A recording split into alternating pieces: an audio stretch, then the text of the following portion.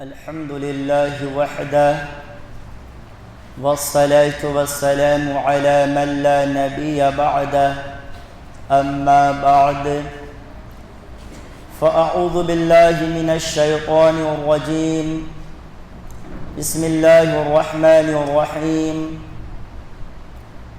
قال الله تبارك وتعالى في كلامه المجيد والفرقان الحميد ألم نجعل له عينين ولسانا وشفتين۔ حاضرین اکرام، اللہ سبحانہ و تعالی ارشاد فرما رہا ہے سوال کے انداز میں کہ الم نجعل له عینین، کیا ہم نے تمہیں دو آنکھیں عطا نہیں کی، وَلِسَانًا وَشَفَتَيْن، زبان اور ہونٹ نہیں دیے۔ مطلب یہ ہے کہ اللہ تعالیٰ نے ہمیں دیکھنے کے لیے دو آنکھیں دی ہیں، اپنے اقوال کو اور اپنے ارادوں کو بیان کرنے کے لیے زبان دی ہے، اور منہ کی خوبصورتی کے لیے دو ہونٹ عطا کیے ہیں۔ زبان اللہ رب العالمین کی بہت بڑی نعمت ہے۔ زبان وہ چیز ہے جس سے ہم قرآن مجید کی تلاوت کرتے ہیں، اپنے معافی ضمیر کی ادائیگی کرتے ہیں، اپنے ارادوں کو، اپنی باتوں کو زبان ہی کے ذریعے ہم دوسروں تک پہنچاتے ہیں۔ زبان اگر صحیح سلامت رہتی ہے تو سارا جسم صحیح سلامت رہتا ہے، زبان اگر بگڑ جاتی ہے تو سارا جسم بگڑ جاتا ہے۔ اس لیے زبان کی بہت بڑی فضیلت ہے۔ ترمذی شریف کی روایت ہے، رسول اللہ صلی اللہ علیہ وسلم سے سوال کیا گیا، یا رسول اللہ صلی اللہ علیہ وسلم، کون سی چیز سب سے زیادہ لوگوں کو جنت میں لے جانے والی ہے؟ تو آپ صلی اللہ علیہ وسلم نے فرمایا، تقوی اللہ و حسن الخلق، اللہ کا ڈر اور اچھے اخلاق۔ پھر رسول اللہ صلی اللہ علیہ وسلم سے سوال کیا گیا، یا رسول اللہ صلی اللہ علیہ وسلم، کون سی چیز لوگوں کو سب سے زیادہ جہنم میں لے جانے والی ہے؟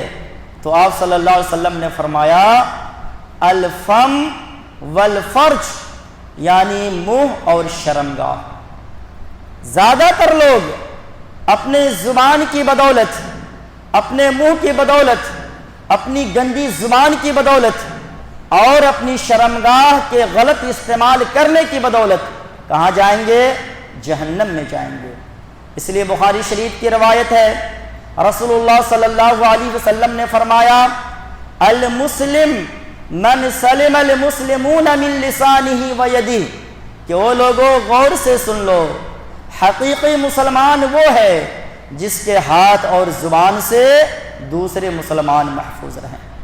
نیز بخاری شریف کے اندر وہ روایت بھی بہت مشہور ہے جس کے اندر رسول اللہ صلی اللہ علیہ وسلم نے فرمایا، جو شخص مجھ سے دو چیزوں کی ضمانت لے لے، میں اس کے لیے جنت کی ضمانت لیتا ہوں۔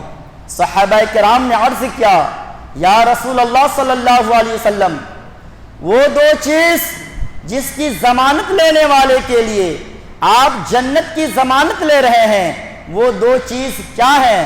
تو آپ صلی اللہ علیہ وسلم نے فرمایا، ایک زبان اور دوسری شرمگاہ۔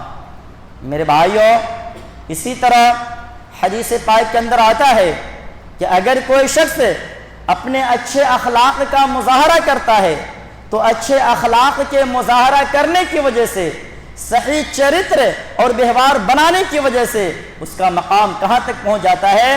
ابو داؤد شریف کی روایت ہے، رسول حضرت عائشہ صدیقہ رضی اللہ تعالیٰ عنہ بیان کرتی ہیں کہ رسول اللہ صلی اللہ علیہ وسلم نے فرمایا ایک انسان، ایک مومن اپنے اچھے اخلاق کی وجہ سے اس انسان کے مقام و مرتبے تک پہنچ جاتا ہے جو انسان دن میں روزہ رکھنے والا ہو اور رات میں قیام کرنے والا ہو۔ اللہ اکبر، غور کیجئے، دن میں روزہ رکھنے والا ہو، رات میں قیام کرنے والا ہو، اس کے مقام و مرتبے تک ایک مومن اپنے اچھے اخلاق کی وجہ سے پہنچ جاتا ہے۔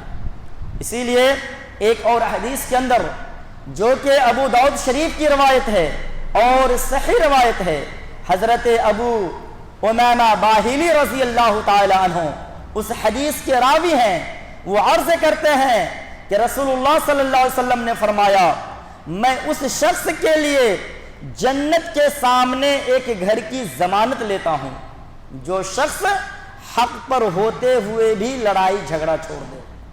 غور کیجیے، جو شخص حق پر ہوتے ہوئے بھی لڑائی جھگڑا چھوڑ دے، میں اس شخص کے لیے جنت کے سامنے ایک گھر کی ضمانت لیتا ہوں، اور میں اس شخص کے لیے جنت کے بیچ میں ایک گھر کی ضمانت لیتا ہوں جو شخص جھوٹ بولنا چھوڑ دے، اگرچہ وہ مذاق میں ہی کیوں نہ ہو، یعنی مذاق میں بھی وہ جھوٹ بولنا چھوڑ دے۔ اور پھر آپ صلی اللہ علیہ وسلم نے فرمایا میں اس شخص کے لیے جنت کے اوپری حصے میں ایک مکان کی، ایک گھر کی ضمانت لیتا ہوں جو شخص اچھے اخلاق والا ہو۔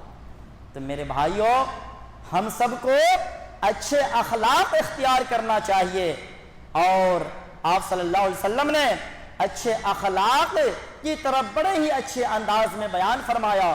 مسلم شریف کی روایت ہے کہ بھلائی اور نیکی اچھے اخلاق کا نام ہے۔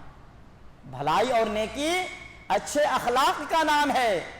گناہ اور برائی وہ ہے جو آپ کے دل میں کھٹکے اور آپ اس بات کو ناپسند کرے کہ اس کی جانکاری کسی اور کو ہو جائے، وہ کیا ہے؟ گناہ ہے، وہ برائی ہے۔ اور نیکی اور بھلائی کیا ہے؟ اچھے اخلاق کا نام ہے۔ لہٰذا اگر ہم اچھے اخلاق کو اختیار کریں گے تو ہماری ہر نیکی اللہ رب العالمین کی بارگاہ میں قابل قبول ہوگی، اور اچھے اخلاق کا مظاہرہ نہیں کریں گے تو ظاہر سی بات ہے کہ ہماری نیکیاں رائے گا اور برباد ہو جائیں گی۔ رب العالمین سے دعا ہے کہ وہ ہم سب کو اپنی زبان کی، اپنی شرمگاہ کی حفاظت کرنے کی توفیق عنایت کرے۔